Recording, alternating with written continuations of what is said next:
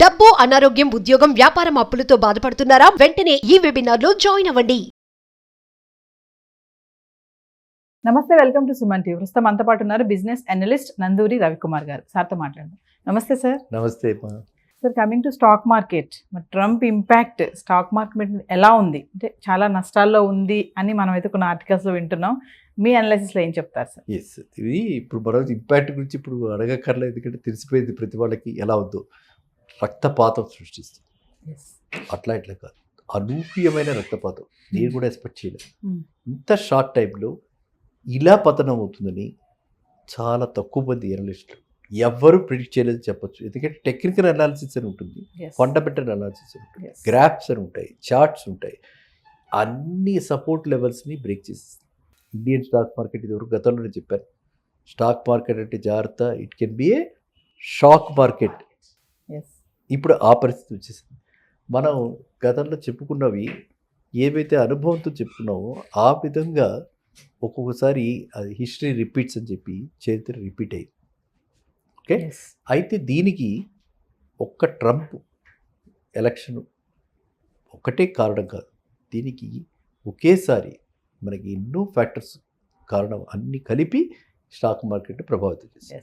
Suppose మనం చూసామంటే Nifty 50లో ఎన్ని కంపెనీలు అంతకంటే ముందర అంటే లాస్ట్ క్వార్టర్ కంటే ఈ క్వార్టర్లో బెటర్ ఎర్నింగ్స్ ఇచ్చాయి అని చూస్తే 25% కంపెనీస్ ఇచ్చాయి.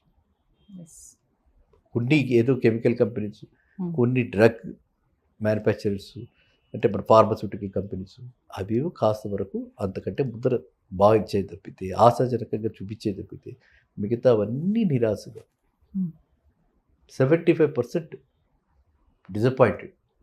అదేవిధంగా BSE 30లో 75% disappoint. Old time company like Asian paints కూడా నిరాశకరమైనటువంటి రిప్లేస్. ఎందుకు ఇలాంటి కంపెనీస్ చెప్పుకున్నా అంటే అక్కడ వాడికి డెట్టే లేదు, అప్పులు లేనివాడు ధన్యుడు సుమతి, అప్పు లేనివాడు ఎక్కువ ప్రాఫిట్ చూపించాలి. అట్లాంటిది వాడు కూడా ప్రాఫిట్ తగ్గింది అని అంటే అర్థం ఏంటి? Consumer capacity, consumer spending. ఇలాంటి ఐటమ్స్ ఏషియన్ పెయింట్స్ అంటే ఒక మంచి product, luxuries product, branded product, durable product, అలాంటి దానికి వాడు స్పెండ్ చేయట్లా. బాటా ఇండియాకి ప్రజెంట్ స్పెండ్ అంటే స్పెండ్ చేయలేకపోతున్నాడు. అంత ఆ విధమైనటువంటి ఇది వచ్చింది. కాబట్టి నాకు ఒక్కొక్కసారి అనిపిస్తుంది ఇది ఏమన్నా ఇండియాలో ఏమైనా రెసిషన్కి సంకేతమా? ఇండియాలో రెసిషన్ రాబోతోందా? డేంజరస్ సిచ్యువేషన్ అనమాట. ఎర్నింగ్స్ పెరగలేదు అంటే జీరో డెట్ కంపెనీస్కి కూడా ఎర్నింగ్స్ పెరగలేదు. అది ఒకటి. ట్రంప్ రావటం, రెండు. ట్రంప్ రావటం వల్ల మనందరికీ కూడా భయాందోళన ఎక్కడ కలిగాయి అంటే ఆయన ఈ ఐటీ కంపెనీస్కి ఏదైతే మనకు ఉండదో, ఐటీ అనేది మనకు మేజర్ కదా, యూఎస్తో యూకేతో మనకి ఐటీ మేజర్.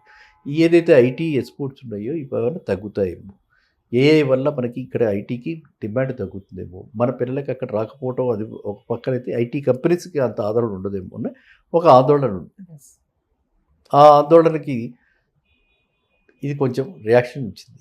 మళ్ళీ కరెక్షన్ వచ్చి ఐటీ కంపెనీస్ వరకు మళ్ళీ, ఎందుకంటే ఆయన వచ్చిన తర్వాత మళ్ళీ అనౌన్స్మెంట్స్ అన్ని ఇచ్చారు కానీ, కాస్త కాన్ఫిడెన్స్ ఇచ్చారు కానీ కొంచెం వరకు రికవర్ అయినాయి.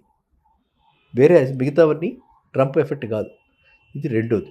ఇంకా మూడోది వచ్చేసేపటికి ఇక్కడి నుంచి విత్డ్రా చేసుకుంది. మనకి చైనాలో స్టిమ్యులస్ ప్యాకేజ్ అంటారు. స్టిమ్యులస్ అంటే అక్కడ ఎకానమీ డూల్డ్రస్లో ఉంటే చైనీస్ గవర్నమెంట్ వాళ్ళందరికీ ఒక ప్యాకేజ్ ఇచ్చింది. అక్కడ ఉన్న కంపెనీస్ అందరికీ ప్యాకేజ్ ఇచ్చింది.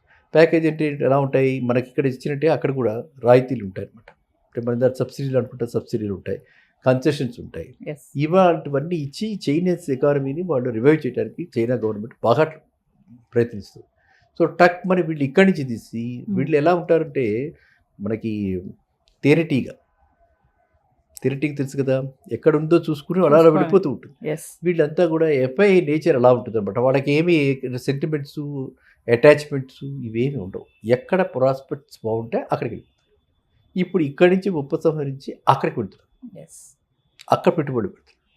సో చైనాలో ఇప్పుడు ఆ ప్రాస్పెక్ట్స్ బాగున్నాయి కాబట్టి చైనాకి వెళ్ళిపోతున్నారు. సో ఇప్పుడు ఏమైపోయింది, ఇక్కడ మార్కెట్ ఏమాత్రం రేంజ్ అయినా సరే మన వాళ్ళు కొంటూ పోతున్నారు. ఎవరు? డొమెస్టిక్ ఇన్స్టిట్యూట్స్ కొంటూ పోతున్నారు, వాళ్ళు తీసుకుంటూ పోతున్నారు. అదే ఈ పోటీ ఇలా జరుగుతుంది అనమాట. ఈ ఇద్దరి మధ్యన మనకి మనం పాతకాలంలో bear and bulls and bears అనేవాళ్ళు. ఇప్పుడు అది కాదు. ఇప్పుడు డిఐఐ అంటే డాషింగ్ మనం, వాళ్ళు ఎఫ్ఐఐ ఫారెన్ వాళ్ళు, వారు తీసుకెళ్ళిపోతుంటే మనం కొట్టుకుపోతున్నాం. ఇది ఎంతకాలం సాగుతుంది, ఎంతకాలం డొమెస్టిక్ ఇన్స్టిట్యూషన్స్ సపోర్ట్ ఇవ్వగలుగుతాయి, ఎంతకాలం ఈ కొత్త డబ్బులు దీనిలోకి వస్తాయి, సిప్పులు ఇలాగే ఉంటాయి, మనం మంత్లీ జనాలు ఎలా సబ్స్క్రైబ్ చేస్తూ పోతుంటారు, అంతకాలం వరకు పర్వాలా. ఇప్పుడు డ్రై అవుతుంది, డొమెస్టిక్ ఇన్స్టిట్యూషన్స్ సపోర్ట్ ఇవ్వలేకపోతున్నాయి, అంతే డబ్బులు అయిపోతున్నాయి వాళ్ళవి. ఒకవేళ ఆ డబ్బులు అయిపోయిన పరిస్థితి వస్తే మార్కెట్ ఇంకా కరెక్షన్ అయ్యే అవకాశం ఉంది.